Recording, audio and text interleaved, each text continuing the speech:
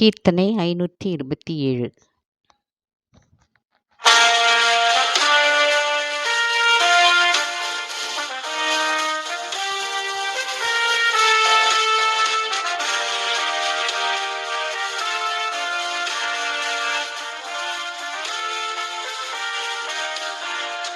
பொன்னகர் பயணம் போகும் புண்ணியர்களே, மகிமை என்னவென்றுரைக்க வல்லோர் யாரும் இல்லையே. மகிமை என்னவென்றுரைக்க வல்லோர் யாரும் இல்லையே.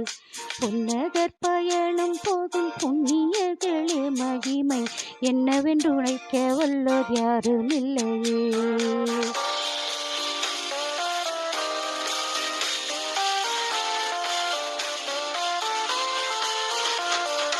உன்னத சூதனுக்கேதும் ஒப்புமையுண்டோ? அவர் தன்னுதிரம் தந்து கொண்ட தன்னை அருமை.